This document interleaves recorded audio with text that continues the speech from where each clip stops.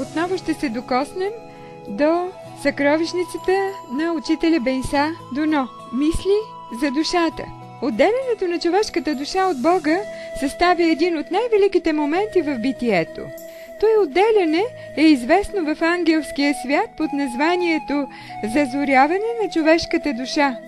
Душата излиза от своя първоизточник като божествен лъч и влиза в необятната вселена, за да извърши работата, която й предстои. Душата е вечна. Тя е така вечна, както Бог е вечен. Но докато Бог е абсолютно неизменен, душата непрекъснато се изменя, като по такъв начин се развива и добива нови качества. Човешките души живеят и се движат в Бога. Те съществуват у Него във вечността, макар и да са се проявили в различни моменти. Те съществуват заедно, макар и да не са излезли едновременно от Бога. Живеят един и същи живот, макар и да се различават. А се различават, защото всяка душа представя едно състояние на божественото съзнание. Душите – това са различни състояния, в които божественото съзнание се е проявило във време и пространство. Затова ние казваме, има само една велика божествена душа, а всички други души са само нейни прояви. Всичко може да изчезне в света, но душите никога. Те не могат да изчезнат, защото не може да изчезне и божествената душа, божественото съзнание. Днес хората не познават душата. Те не съзнават себе си като души, а като личности. Личността – това е физическият човек, а не истинското себе, душата.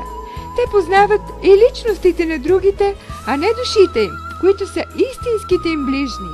Но ако хората не вложат в съзнанието си идеята, че са живи, разумни души, ако те се познават само като личности, като умове и сърца, като мъже и жени, няма нищо да постигнат. Всички тези форми на съзнанието са вече опитани. Вложат ли обаче в съзнанието си, че са живи, разумни и безсмъртни души, ще внесат нещо ново в живота си, ще му дадат нова насока. Защото при сегашното развитие на човека няма по-високо състояние от състоянието на душата. То носи в себе си всички условия, всички възможности на божествената любов. Само в душата може Бог да се изяви в своята пълнота. Любовта може да се изрази напълно само чрез душата. Ако вие изразите любовта си чрез сърцето, тя ще бъде само наполовина изразена. Ако я изразите само чрез ума си, тя ще бъде пак наполовина изразена.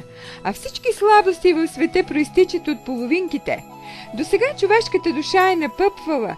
Тя е достигнала да стане пъпка, но в нашата епоха тази пъпка започва да се разтваря. Той разтваряне на пъпката душа е един от най-великите моменти в космоса и се нарича разцъфтяване на човешката душа. И всички възвишени същества в божествения свят очакват с трепет разцъфтяването на човешката душа. Те знаят, че в нея са написани всички прояви на Бога, че в нея е вложено всичко онова, което е станало преди тях. Те знаят, че човешката душа е една свещена книга, в която Бог по един особен начин, непознат, е написал развитието на цялото битие. Затова с такъв свещен трепет очакват те разцъфтяването на човешката душа. Цветът, в който ще разцъфне тази душа, ще блесне във всичката си красота и Бог ще влее в него своята светлина и своята любов. А човешката душа има такава красота, както никое друго същество на света. Тази красота с нищо не може да се сравни. Дори когато Бог погледне формата на човешката душа, и Той се весели. Щом се разцъфти човешката душа, тогава всички ангели, всички служители на Бога ще дойдат. Те от незапомнени времена очакват разцъфтяването й, за да вкусят от нейния нектар. А със своето идване те ще донесат новата култура, която аз наричам култура на любовта. Когато Христос слезе на земята, Той слезе да помогне именно на човешките души, защото всяка душа, която е слязла на земята, има една съществена задача, която сама трябва да разреши. В света има разумни души, които искат да се повдигнат и да живеят съзнателно. За тях именно слизат на земята великите учители, на тях помагат и всички любещи и светещи души, които работят в света.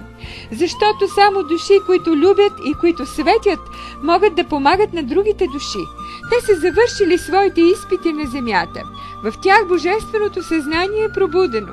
Ето защо те не искат да напуснат земята. Те казват: сега ние ще живеем на земята при всички условия, ще живеем така, както Бог иска. Ние разбираме сега как трябва да се живее. За човешката душа, която иска да се повдигне, няма нищо невъзможно.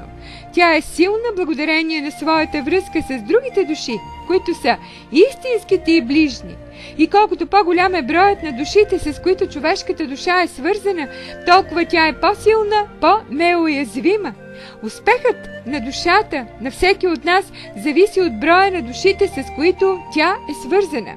Съзнанието на уния души, които взимат участие в земния живот на една душа, е постоянно съсредоточено в любовта и затова те й помагат безкористно и самоотвържено.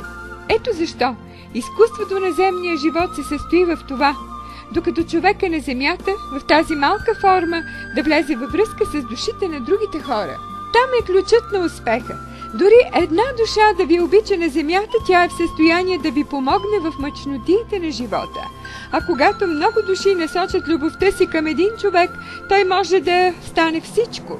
Поет, художник, музикант, учен. Велика сила е любовта. Пътят на всяка душа е строго определен и никой не е в състояние да я отклони от него. Невъзможно е една душа да отклони друга от нейния път, защото Бог зорко бди над душите и направлява тяхното движение в необятната вселена. Сама по себе си всяка душа е една малка вселена, която се движи по свой път в голямата вселена. Но едно велико свойство на душата притежава душата – да се смалява, да става безкрайно малка и да се разширява, да става необятна като вселената. Излезли последователно от Бога, душите се намират помежду си в такива отношения, в каквито се намират тоновете един към друг. В своето отношение душите съставят хармонични групи. Те образуват отделни системи, които се движат спираловидно в безграничното пространство. При своето инволюционно движение надолу те слизат на групи, но остават в различна по гъстота среди, защото не всички могат да преодолеят съпротивата на съответната среда. Само част от тях достигат до най-гъстата материя. Така душите са свързани във вид на верига, която минава през различни полета. При еволюцията си душите възлизат по същия закон. Различните души възлизат в различно разредени среди. Да възлюбиш душата на човека, в това се състои истинският морал. Ала който иска да борави с човешката душа, трябва да има велик ум. Той трябва да разбира дълбоките процеси, които се извършват в нея. Дълбочина има в човешката душа. Дълбочина и необятност. Защото човешката душа живее извън нашия свят, в един свят с много повече измерения. Тя има само една малка проекция на земята. Явява се само временно, като гостенка на ума и сърцето. И тогава, когато душата посети човека, той става велик, вдъхновен и благороден. Оттегли ли се душата на човека, той пак си става обикновен човек. Всички велики мисли и желания изтичат от извора на нашата душа. Душата пък се пои от друг извор – човешкият дух. Човешкият дух се напоява от още по-велик извор – Божия дух. А Божият дух се пои от най-великия извор – абсолютния, незнайния дух на битието, за когото никой нищо не знае. И така, помни, ти си душа, не тяло, ти си душа, сътворена някога в Божествения дух, сътворена в любов. Сега душата ти е вече пъпка, която чака да разцъфти.